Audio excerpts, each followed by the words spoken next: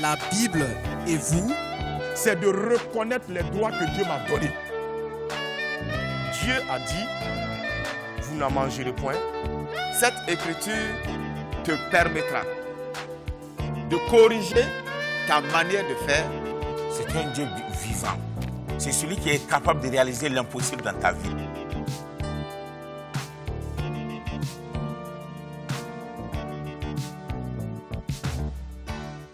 Bien-aimés dans le Seigneur Jésus-Christ, la grâce, la paix et l'amour soient votre partage en ce jour-là, dans le beau et précieux nom de notre Seigneur béni Jésus-Christ.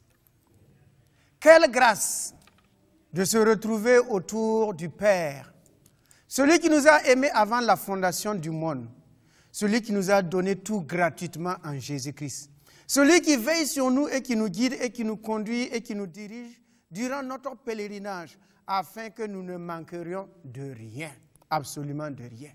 Il est un abri sûr, il est un rocher, il est une protection. Il est celui qui nous délivre de nos ennemis, qui nous délivre de l'adversité, qui nous guérit de nos maladies, qui ouvre des portes nouvelles devant nous et qui nous rassasie aussi de longs jours. Que toute la gloire lui revienne. À lui, le seul véritable Dieu, qui habite dans une lumière inaccessible, que nul œil n'a vu, ne peut voir, que la gloire, l'honneur, la louange et l'action de grâce soient à lui et à lui seul. Bien-aimés dans le Seigneur Jésus-Christ, toi et moi, nous sommes en pèlerinage sur cette terre-là. Et la différence qu'il y a entre toi, entre nous et le monde, entre la vie passée et la vie présente, entre la vérité passée et la vérité présente, c'est que nous avons une vie en Christ Jésus. Notre vie est en Christ Jésus. Notre existence tire sa source divine, tire le lait de l'œuvre achevée de la croix. C'est par la croix, uniquement par l'œuvre de la croix, que nous sommes devenus des citoyens du royaume de Dieu, des gens de la maison de Dieu. Bien-aimés en Seigneur Jésus-Christ, nous qui croyons en son avènement, marchons d'un même pas, ayons la même vision, ayons une espérance que celui qui a fait la promesse est fidèle, qui nous guidera, il nous conduira jusqu'au bout, jusqu'à la fin, et qui n'est pas un homme pour mentir, ni le Fils de l'homme pour se repentir. Ce qu'il a dit, il l'accomplira toujours. Dans cette attente-là, toi qui as besoin de la parole de Dieu, tu as besoin de pénétrer dans le cœur de Dieu, tu as besoin de connaître la pensée de Dieu. Ensemble, étudions en ce jour-là le thème « Une vie de qualité ». Une vie de qualité. La vie chrétienne n'est pas seulement la prière, n'est pas seulement le jeûne, n'est pas seulement les activités, mais la vie chrétienne est au-delà de tout cela. La vie chrétienne, c'est la Zoé de Dieu. La vie absolue, une vie absolue. Cette vie que nous avons par le fait que Christ lui-même vient habiter en nous. C'est le fait qu'il vient habiter en nous donne une vie de qualité, une vie supérieure, une vie excellente. Voyez-vous, quand l'on parle d'habillement, il y a des habits de différentes qualités. Il y a des habits de basse qualité, mais il y a des habits aussi de haute qualité, des fins lins. C'est ça, ce qu'on appelle la qualité. C'est hors catégorie. Ce n'est plus dans la nature normale. C'est au-dessus de la nature normale. Ainsi, celui qui est en Christ doit mener une vie de qualité, la joie de Dieu, l'expression même de l'essence de Dieu. Lisons pour cela dans 1 Pierre 1,10. 1 Pierre 1,10. il est écrit, les prophètes qui ont prophétisé, touchant la grâce qui vous était réservée, ont fait de ce salut leurs recherches et leurs investigations, voulant sonder l'époque et les circonstances marquées par l'Esprit de Christ qui était en eux, et qui attestait d'avance les souffrances de Christ et la gloire dont elles seraient suivies. Il leur fit révéler que ce n'était pas pour eux, mais pour vous, qu'ils étaient les dispensateurs de ces choses, que vous ont annoncé maintenant ceux qui ont prêché l'Évangile par le Saint-Esprit envoyé du ciel et dans lesquels les anges désirent plonger leur regard. Que Dieu bénisse sa sainte et divine parole. Ceux qui nous ont devancés, ceux que nous envions, ceux que nous regardons comme des héros de la foi, la parole de Dieu nous dit qu'ils menaient une vie frustrée. Une vie frustrée parce qu'ils n'avaient pas la capacité comme nous l'avons aujourd'hui. Ils n'avaient pas cette puissance que vous et moi nous avons aujourd'hui. Ils ne pouvaient pas pénétrer devant le trône de la grâce comme vous et moi nous pouvons aller devant le trône de la grâce. Le grand David, il a remporté des victoires. Il est un homme selon le cœur de Dieu. Mais lorsque David allait au temple, il ne pouvait que s'arrêter dans les parvis. Il ne pouvait pas rentrer dans le lieu très saint. Il ne pouvait pas rentrer dans le lieu saint parce qu'il n'avait pas la qualification. Il n'était pas qualifié de rentrer dans le lieu très saint. Les Salomon, un homme riche, rien ne lui manque. Il avait tout. Mais hélas, quand lui aussi il allait au temple, il ne pouvait pas dépasser les parvis. Prenons le grand Moïse, l'homme de la loi, l'homme qui parlait avec Dieu. Mais Moïse, dans Nombre 14, lorsque le peuple a péché, il a dit, « Oh, Dieu, fais grâce, pardonne à ce peuple-là. Pardonne ses iniquités. » Et Dieu va répondre à Moïse, « J'ai pardonné le peuple comme tu me l'as demandé. » En ce moment, Moïse a goûté la joie du pardon. Le bonheur qu'il y a dans le pardon. La joie, cette joie immense qu'il y a, qu'on retrouve dans le pardon, il l'a expérimenté. Il était heureux que Dieu l'ait écouté, que Dieu l'a exaucé et que Dieu a pardonné ce peuple. Son tour va venir lorsque Dathan et Corée vont l'offenser. Il aurait voulu pardonner, expérimenter lui-même le pardon. Mais il n'avait pas cette capacité en lui de pouvoir pardonner. Il a simplement dit à Dieu, si ces hommes-là meurent, comme les autres hommes dont l'Éternel ne m'a pas envoyé. Et la terre ouvrit sa bouche et les engloutit. Voici un homme qui aurait voulu pardonner, mais il était incapable de pardonner. Donc ceux qui vivaient dans l'Ancien Testament, ils étaient frustrés.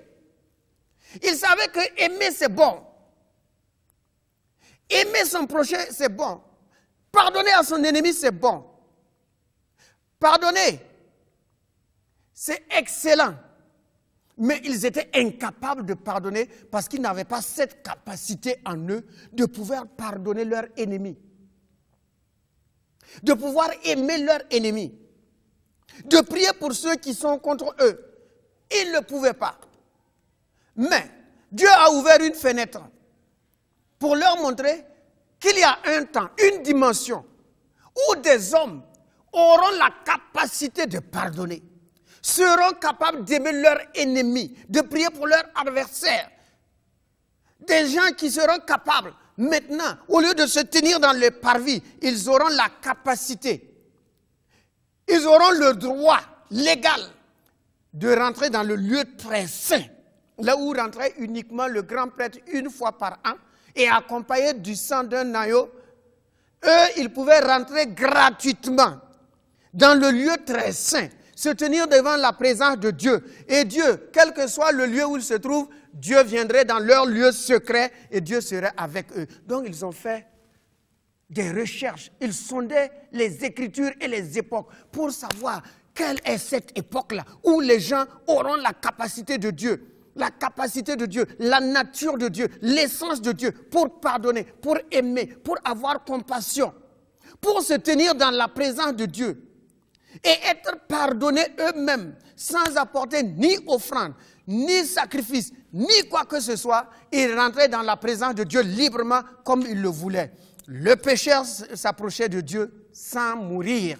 L'adultère, le lépreux, n'importe qui, les païens pouvaient rentrer dans cette présence divine-là sans mourir. Alors ils se demandaient comment nous aussi, nous pouvons rentrer dans cette dimension. Et la parole de Dieu dit qu'il leur a été révélé que ce n'était pas pour eux. Ils n'avaient pas cette capacité. Donc ils menaient une vie de frustration. L'homme aurait voulu pardonner sa femme. Il aurait voulu aimer son enfant qui est rebelle, mais il n'a pas la capacité. Alors, Dieu va montrer à Jérémie quelque chose. Jérémie 24, verset 1. Verset 1 à verset 3.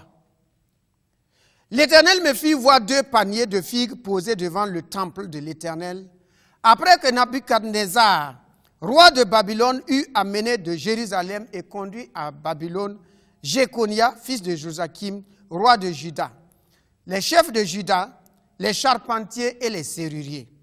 L'un des paniers contenait de très bonnes figues, comme les figues de la première récolte. Et l'autre panier contenait de très mauvaises figues qu'on ne pouvait pas manger à cause de leur mauvaise qualité. L'Éternel me dit, « Que vois-tu, Jérémie ?» Je répondis, « Des figues. Les bonnes sont très bonnes et les mauvaises sont très mauvaises et ne peuvent être mangées à cause de leur mauvaise qualité. » Que Dieu bénisse sa parole. Dieu montre à Jérémie 2 groupes de personnes qui étaient devant le temple, qui devaient se trouver devant le temple. L'autre était un groupe de personnes qui étaient là, mais leur comportement, leur conduite ne les permettait pas de porter des fruits agréables, consommables par Dieu et par les hommes, agréables à Dieu et aux hommes. Jérémie regardait, mais dit, mais ces figues-là sont, mais comment ces figues mauvaises peuvent se trouver devant le temple? Et de l'autre côté, il y avait un autre panier qui contenait des figues de très bonne qualité. Très bonne qualité.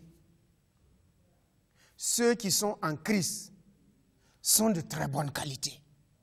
Ils sont passés de la vie à la mort. Plutôt, excusez-moi, ils sont passés de la mort à la vie.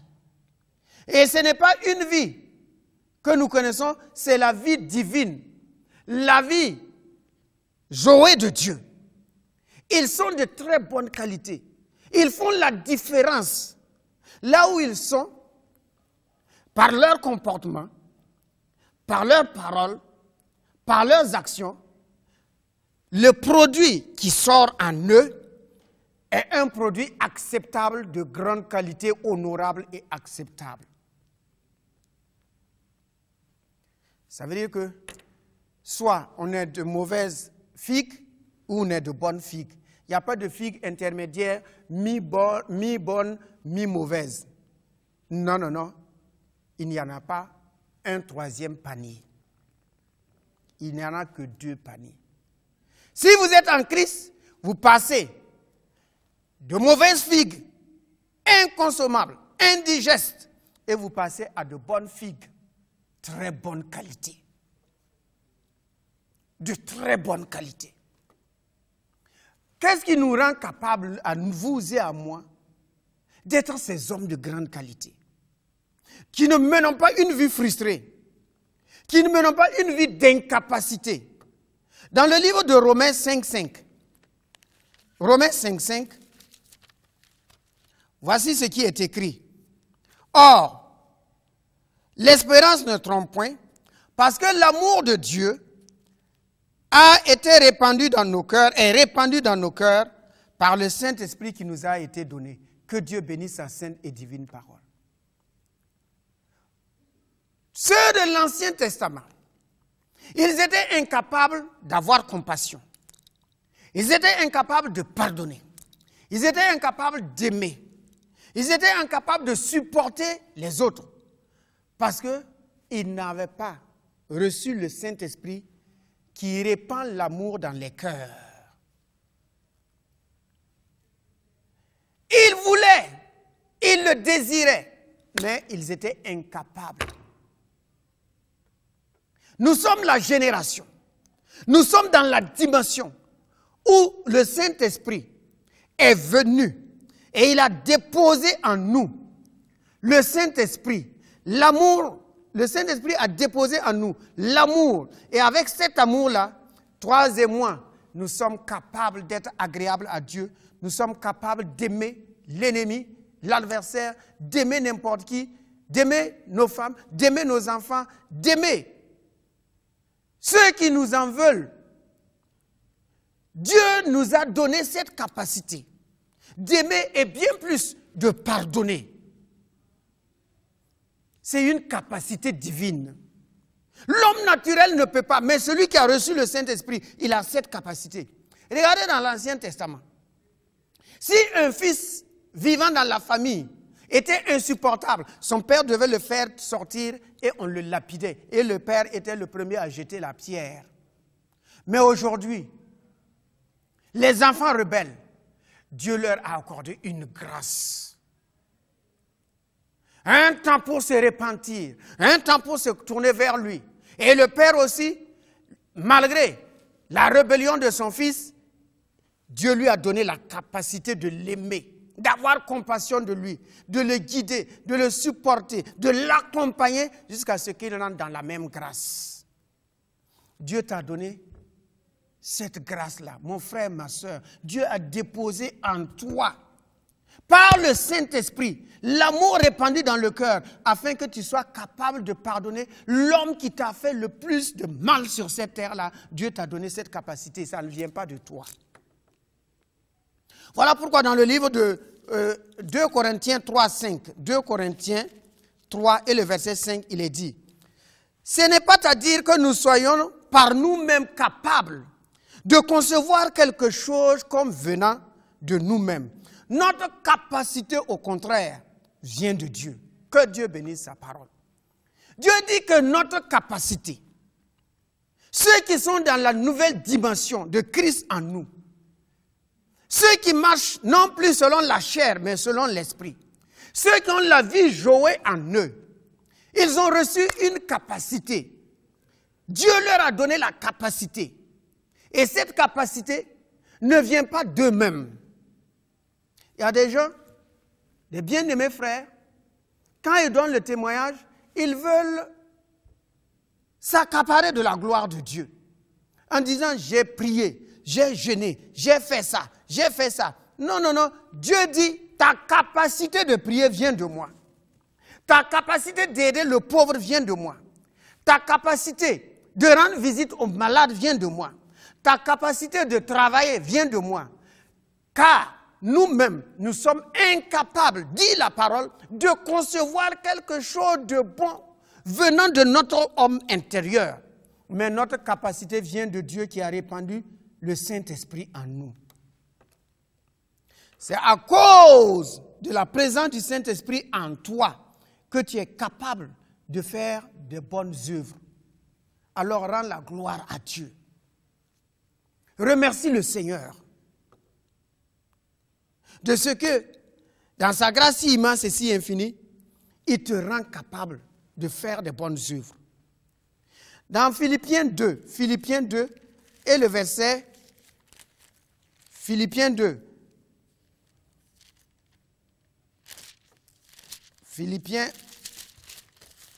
verset 13, il est écrit,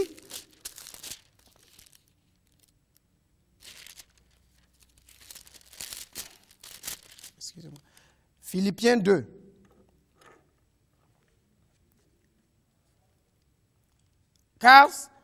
car c'est Dieu qui produit en vous le vouloir et le faire selon son bon plaisir. Que Dieu bénisse sa parole.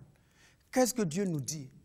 Que c'est lui-même Dieu qui produit en toi et en moi le vouloir et le faire. Vouloir une chose vient de la capacité de Dieu, de la nature de Dieu, qui produit en toi vouloir faire le bien, vouloir pardonner, vouloir aimer, vouloir évangéliser, vouloir prier. Le vouloir et le faire est produit par Dieu. Vouloir. Et maintenant, il donne encore la capacité de faire, le vouloir et le faire.